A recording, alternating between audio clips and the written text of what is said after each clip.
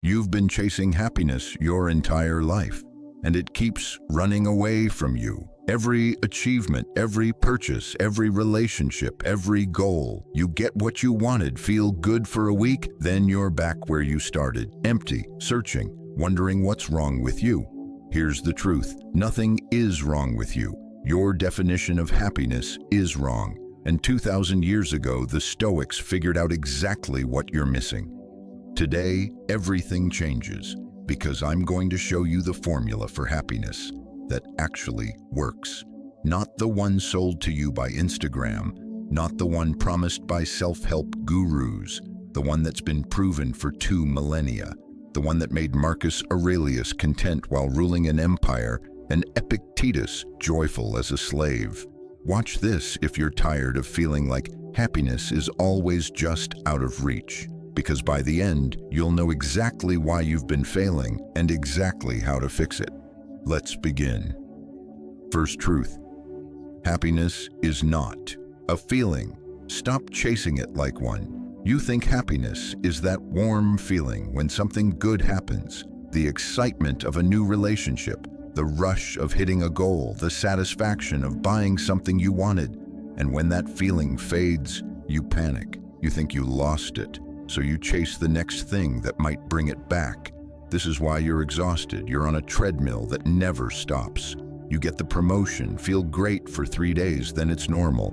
You buy the thing, enjoy it for a week, then it's boring. You achieve the body, get the validation, and a month later, you're still not satisfied.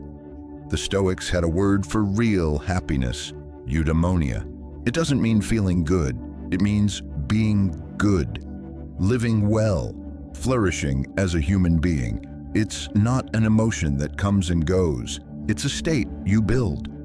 Marcus Aurelius wrote, "The happiness of your life depends upon the quality of your thoughts, not your circumstances, not your achievements, your thoughts, your character, your choices." When you understand this, everything shifts. You stop waiting to feel happy and start building a life that creates happiness as a byproduct, not by accident, by design. Second truth, you don't control outcomes. Stop letting them control you. Here's what kills your happiness: attachment to results. You need things to go a specific way. You need people to act how you expect. You need outcomes to match your plans. And when they don't, you fall apart. You worked hard for the promotion, but someone else got it. You gave everything to the relationship, but they left. You trained for months, but you got injured. Now you're miserable. Not because something bad happened, but because you believed your happiness depended on that thing going your way. The Stoics called this the dichotomy of control. There are things you control: your effort, your choices, your reactions, your character. And there are things you don't: other people, outcomes, the past, the future. Every time you attach your happiness to something outside your control, you're handing your power away. You're making yourself a slave to circumstances, and circumstances will always disappoint you. Epictetus said, "Happiness and freedom begin with a clear understanding of one principle. Some things are within our control, and some things are not." Here's how you apply it. You don't control whether you get the job. You control whether you prepare well and show up confidently. You don't control whether the relationship works. You control whether you show up with love and honesty. You don't control whether you hit your goal. You control whether you do the work required. Focus on the process. Let go of the outcome. And suddenly, nothing can steal your peace, because your happiness isn't dependent on what happens. It's dependent on who you are. Third truth, your thoughts create your suffering. Change the thought. End the suffering. You think external events make you unhappy. Your boss criticized you. Your friend ignored you. Traffic made you late. Someone disrespected you. These things ruined your day. Except they didn't. Marcus Aurelius wrote, "If you are distressed by anything external, The pain is not due to the thing itself, but to your estimate of it. And this you have the power to revoke at any moment. The event is neutral. Your interpretation is what hurts. Your boss gave feedback. You interpreted it as rejection. Your friend was busy. You interpreted it as abandonment. Traffic delayed you. You interpreted it as disaster. Two people experience the exact same event. One is devastated, one is fine. What's the difference? Not the event, the story they tell about it. This is the most powerful tool you will ever own. You can rewrite the story at any moment. Instead of "they rejected me," try "they gave me data to improve." Instead of "this is unfair," try "this is teaching me resilience." Instead of "everything is falling apart," try "this is uncomfortable, but I've survived worse." You're not lying to yourself. You're choosing a more useful perspective, and perspective determines everything. Stop asking, "Why is this happening to me?" Start asking, "What is this teaching me?" That shift alone will change your life. Fourth truth: you're addicted to comfort.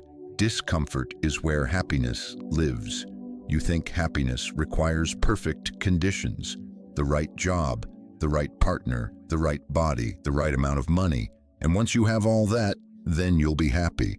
Except you never get there, because comfortable people are not happy people. They're fragile.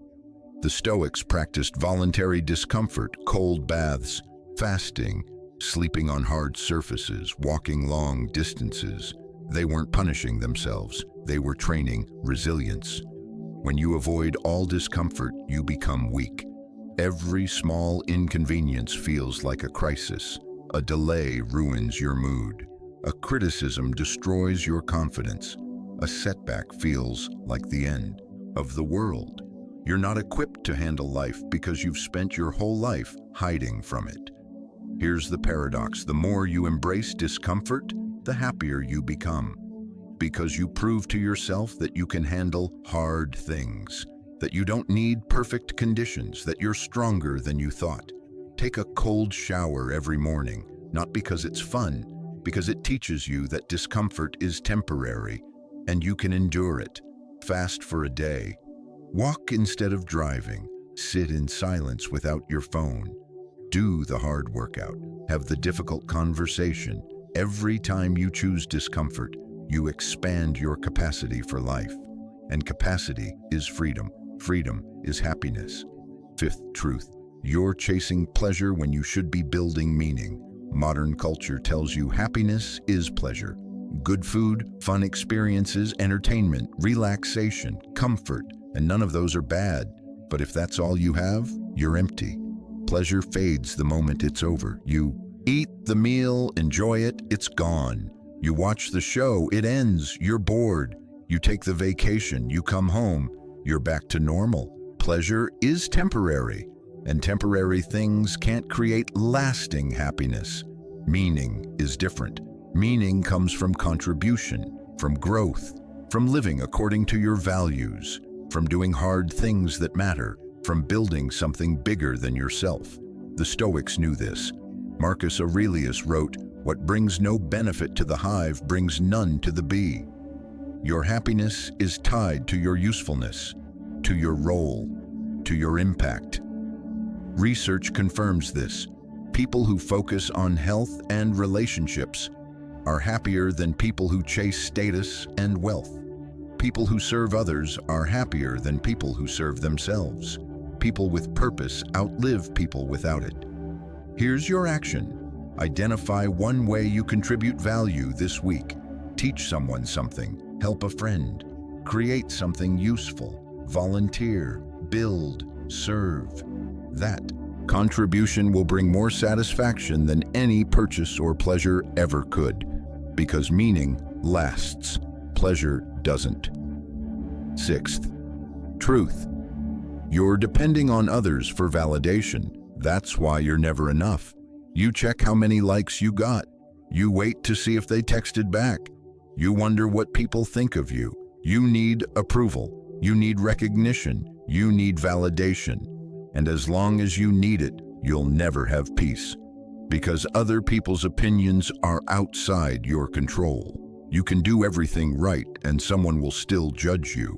You can achieve incredible things and someone will still criticize you. You can be your best self and someone will still reject you. Epictetus said, "If you want to improve, be content to be thought foolish and stupid. Stop performing for an audience. Stop seeking applause. Stop needing permission to be proud of yourself. Your worth is not up for vote. It's not determined by followers or likes or success or beauty or achievement. It's determined by one thing, your character. Are you acting with integrity? Are you living according to your values? Are you keeping your word to yourself? That's the only validation that matters, and it's the only validation you fully control. When you stop needing external approval, you become unshakable. You act because it's right, not because it's rewarded. You create because it's meaningful, not because it's liked. You live because it's aligned, not because it's applauded, and that's when you finally feel free. Seventh truth, presence is the only place happiness exists. You're never here. You're always somewhere else. Replaying the past, worrying about the future, scrolling through other people's lives, planning what's next, anywhere but right now. And right now is the only place where life actually happens. This breath, this moment, this conversation, this task, this meal, this walk. If you're not here, you're not alive. You're just existing on autopilot. Seneca wrote, "True happiness is to enjoy the present without anxious dependence upon the future." Stop waiting for happiness to arrive. It's not coming. It's here, right now, in the ordinary, in the simple. In the present moment you keep missing because you're too busy chasing the next thing. Practice this. One moment of full presence today. When you eat, just eat. Taste the food. When you talk to someone, just listen. Hear them. When you walk, just walk. Feel your body. No phone, no distraction, no escape. That moment of presence will contain more peace than 1,000 achievements. Because presence is where happiness lives. And you've been everywhere except there. Here's what changes when you apply these truths. You stop chasing and start building. You stop needing and start choosing. You stop depending and start owning. You become someone who creates happiness from the inside, regardless of what happens on the outside. Marcus Aurelius ruled the greatest empire in the ancient world.